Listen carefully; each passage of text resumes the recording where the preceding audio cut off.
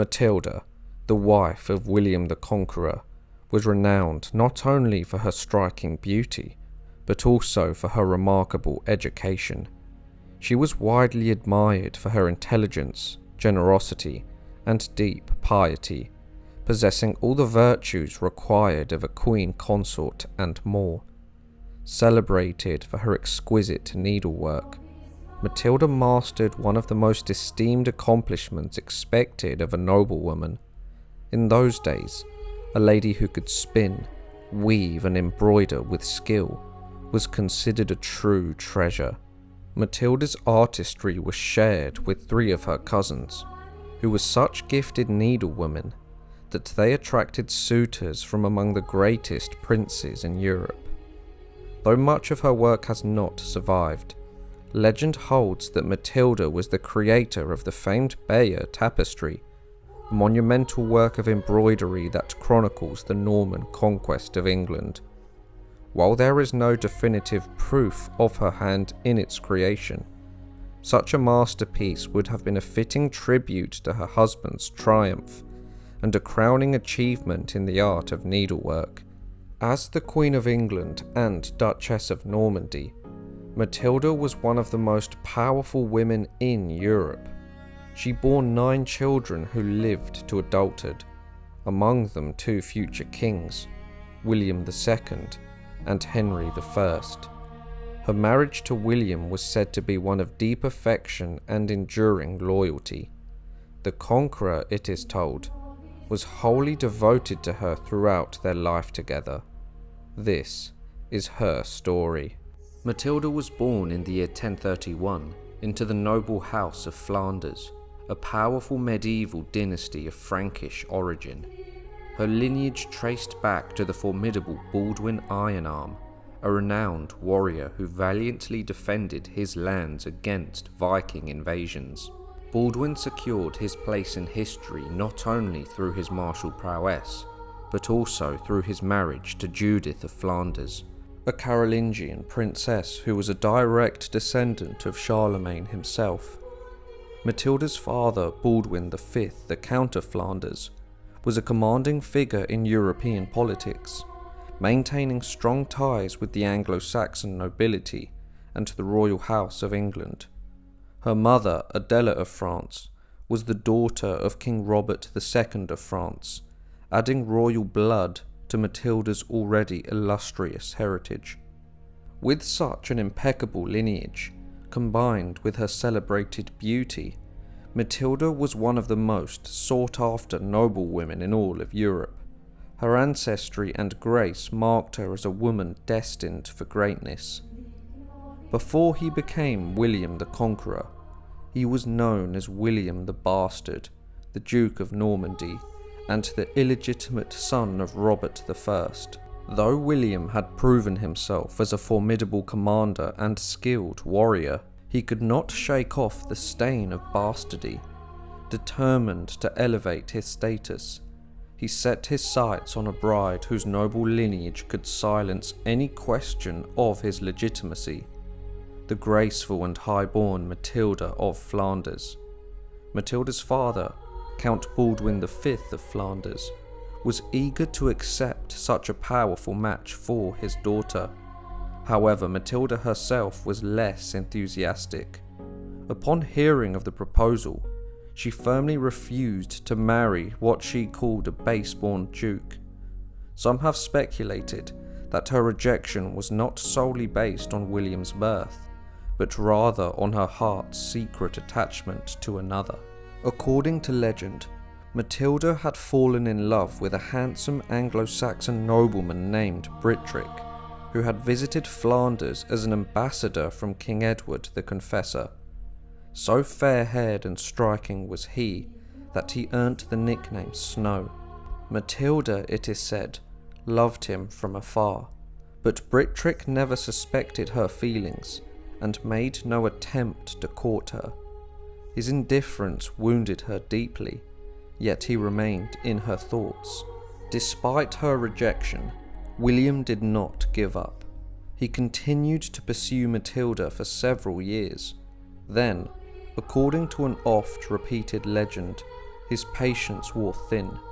One day, as Matilda was returning from church, William confronted her.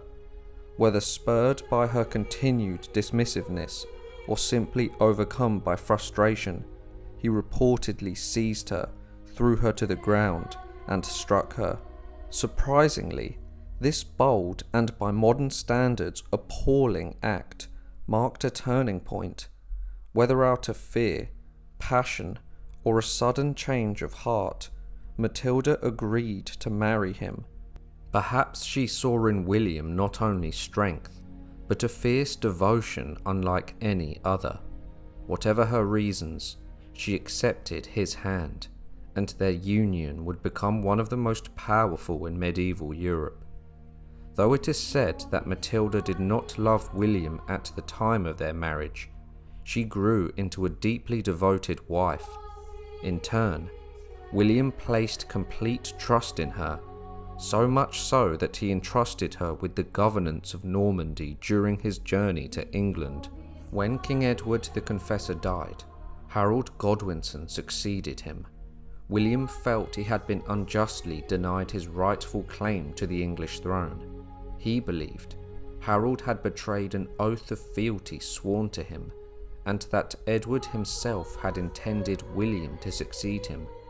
Consumed by anger, William mobilized his forces and embarked for England, leaving Matilda to govern Normandy, with their 13-year-old son Robert appointed as the military leader in his stead. Matilda would miss her husband dearly, and she orchestrated a grand and touching gesture to surprise him. One day, she appeared at the harbour aboard a splendid warship she had commissioned as a gift. At its prow stood a gilded image of their youngest son. In one hand, the boy held a trumpet to his lips. In the other, a bow and arrow poised toward England.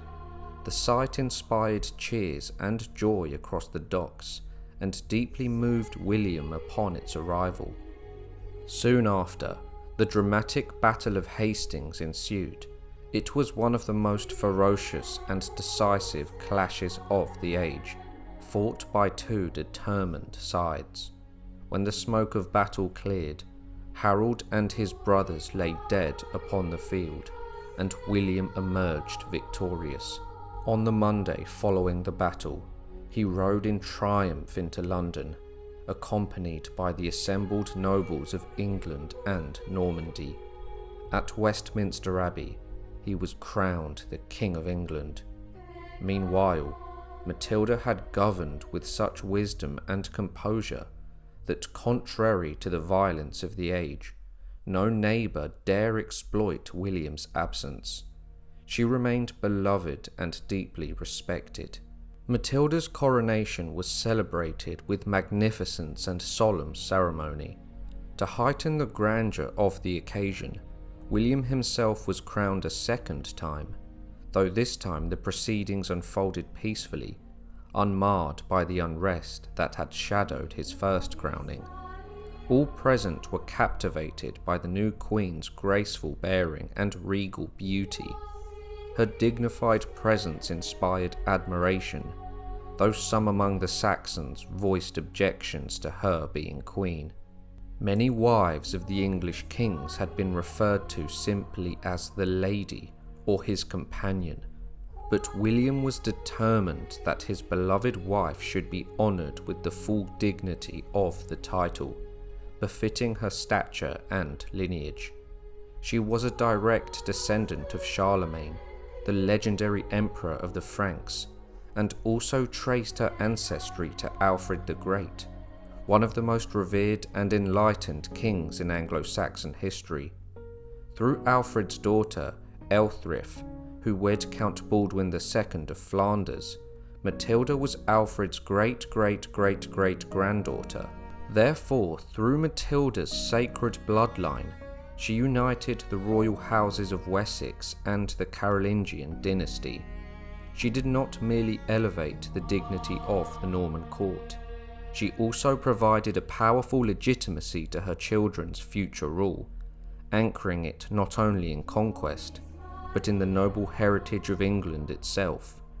Yet, Matilda harboured a hidden grudge.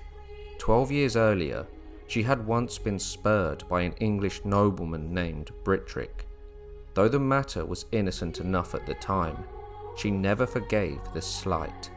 Years later, she manoeuvred William to strip him of his lands and have him imprisoned. Brittrick would die soon after, with his final days being spent in a dungeon. This harsh act has long puzzled historians. How could a queen known for her qualities of beauty, piety, and dignity carry out such vengeance on a man who had once simply declined her affection? Matilda's devotion to her eldest son Robert became a profound source of discord in her marriage to William the Conqueror. She favoured Robert above all their children, while William's favourite was his third son, William Rufus. Robert was proud, willful, and temperamental, having exercised some authority in Normandy during his father's absences. He grew restless upon William's return to power.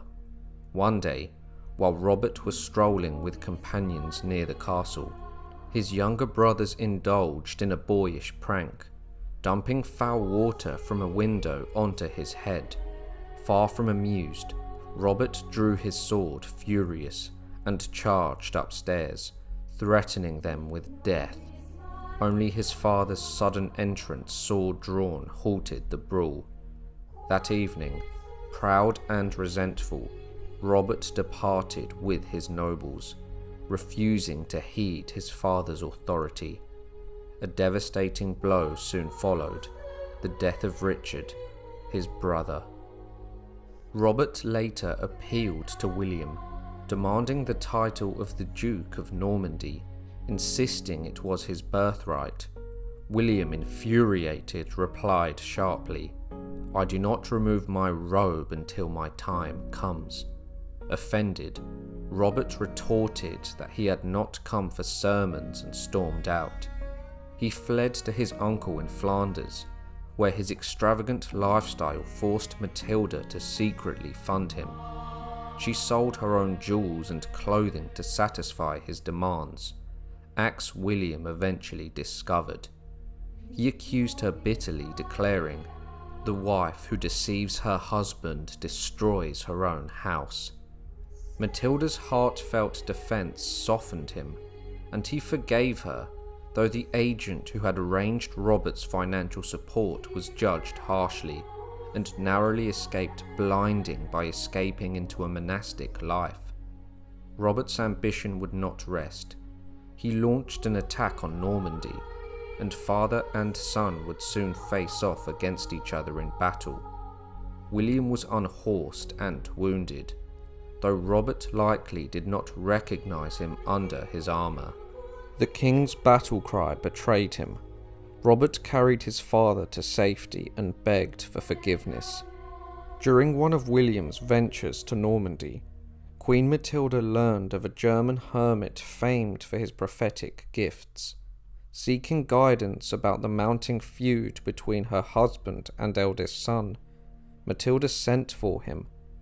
The hermit said he would respond in 3 days.